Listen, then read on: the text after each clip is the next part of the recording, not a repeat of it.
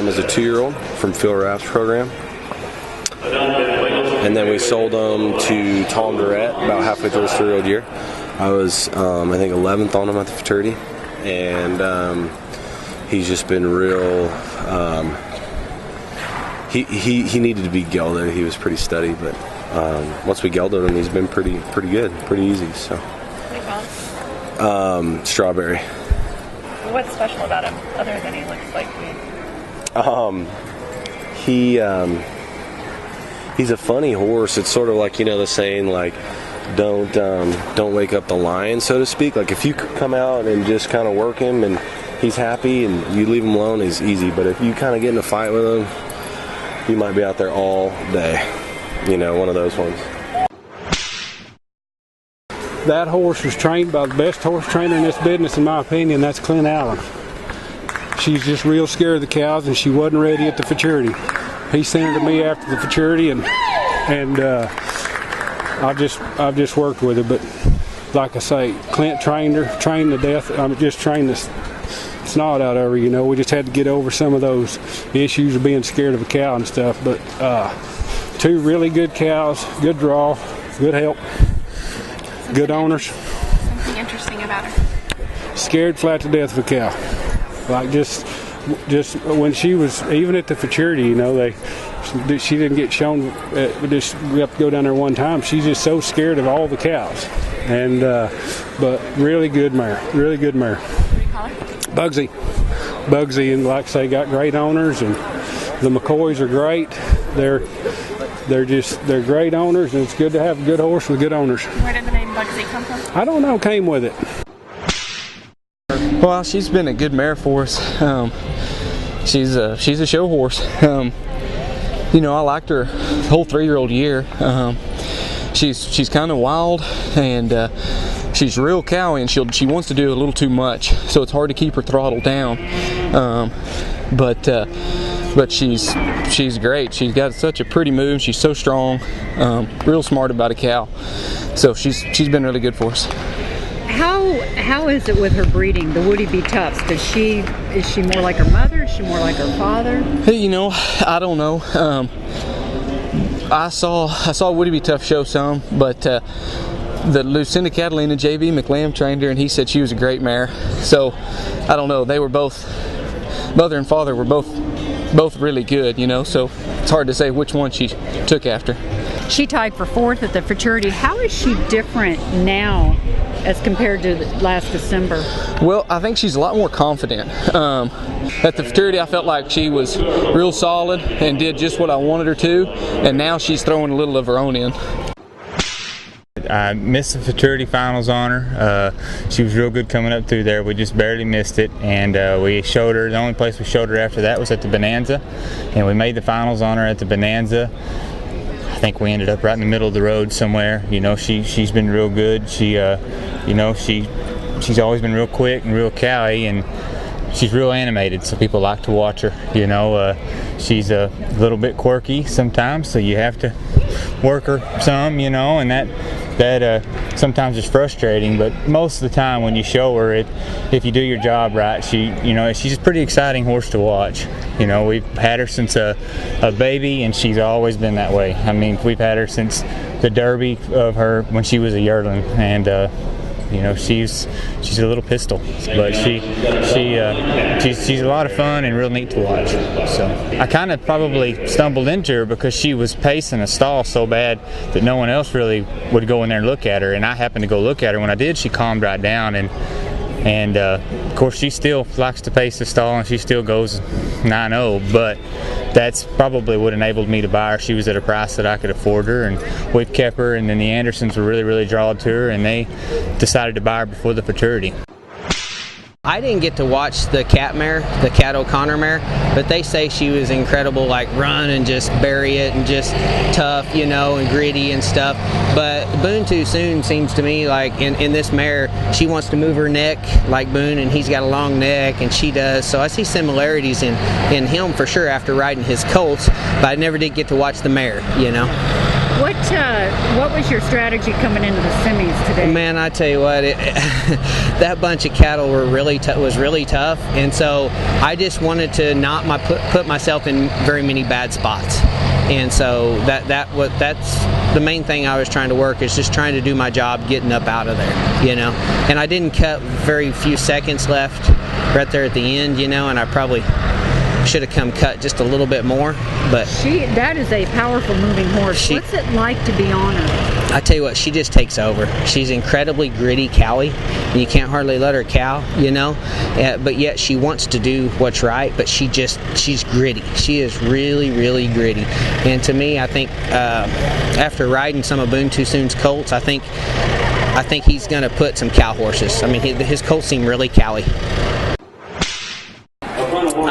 She's a really neat mare. We bought her after Abilene. A boy from Oklahoma, Ashley Backstrom, trained her, did a wonderful job. I saw her here at the fraternity and tried to buy her then. We didn't get it done, and anyway, we finally got together after Abilene. He showed her there and done well on her, and I've showed her a couple places, just did okay, and things started coming together here. She's a really nice mare, great mare. What's great about her? What sets her apart? She's just so smart about a cow. She's so ahead of that cow, reading it through the turn, and soft, and she can go slow or she can go fast, and looks good doing it either way. Just nice, really, really nice mare. I mean, she's kind of all business. I mean, she does her job and go to her stall and leave her alone. Just smart about a cow. Moves good. Has a pretty way of doing things. She showed here every round. Yeah, I mean, I get some good cows cut on her, she'll be fine. Well, he's got a good stop and good move, but his thought process is what's so good for him. You know, he reads the cattle pretty good, and you know, keeps them contained. He uses his hind end so deep. Is that something you can train into a horse? No, that's just natural. I'd like to tell everybody that, but that's not true. As far as where he rates and all the horses you've had, I mean, is he special? Well, he sure feels special. He did a while ago. You know, I mean, I think what makes him special is the characteristics that you want in a horse: stop and move, which is ability, and thought process. He's been extremely smart about what he does, and he doesn't put you in very many binds. That's what I was curious about him. When you say thought process, I'm not sure I've heard you say that a lot about a lot of horses. Well, I've had some that were really smart, I think, and those are the ones that keeps advancing and put you in good situations, because, you know, if you as the rider don't take yourself out, then they're not going to either, you know, because they tend to want to do their job because they're smart about what they do. Now, granted, you have to make them that way or let them be that way, but when they are, and you can get them that way, you'll have more success than not. She's your typical dual ray mare. I think I was 10th on her at the fraternity, and then she got a little injury during the first part of the year, so we had to lay her off until now. And being as wild and as hot as she is, and I was just worried about her having all that time off, but luckily I sent her up to Matt and Megan Miller's spa, and they have a treadmill and stuff, and did a great job of keeping her in shape, so when I got her back, I could go right back to working her, and got her ready for here, and we were fortunate enough to survive it today. So what is the difference in her from the fraternity to now? Not much, to be honest with you. She's still pretty wild. Maybe has a little bit better understanding of what we're doing, but I'd say maybe she feels a little stronger.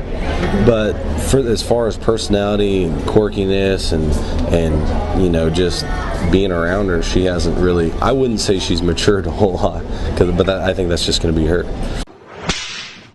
He's out of a Spooky's Cash, which I was 4th honor in the 2000 fraternity, and he just a really exceptional horse, low moving, and just has everything that I look for in a horse. So hopefully we'll have a good finals. Spooky's Cash was such a phenomenal mare and performer. How is this horse similar to his mom? Well, she was really a low-moving, hard-stopping mare, and I think that she sure passed that on, and grit. How is it going from the futurity to now to the Super Stakes? You've got those months in between.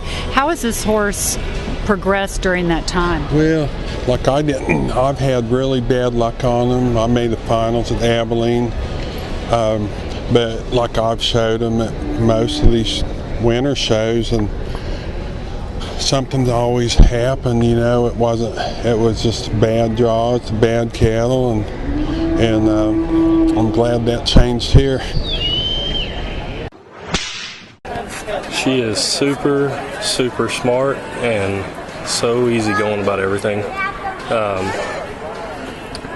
I've had a lot of really good horses that take a lot of riding or take a lot of working to get ready. You can work this mare on the flag and bring her in here for her set, and she's ready to go. I think that keeps her sound. It keeps her mind good all the time because it doesn't take much to get her ready. Are you partial to her? Very much. Yeah, she's my favorite one for sure. You know, I had some tough luck at the futurity. I led the aggregate going into the semifinals. Got ran over in the semifinals. Felt like it was the best horse I'd ever brought here. Went to Tunica, won. Went to the Bonanza, and I had cut a really bad cow on her. Came back to Ardmore and got third. Went to the Cattlemen's and won, and she's been just a rock star here. And I bet it's safe to say that she's taken very well care of by Megan. Yeah, she's she a little spoiled? She's really spoiled, and I kind of have a pet peeve of not letting horses get spoiled, but this mare gets spoiled. She drinks sweet tea and eats lots of cookies.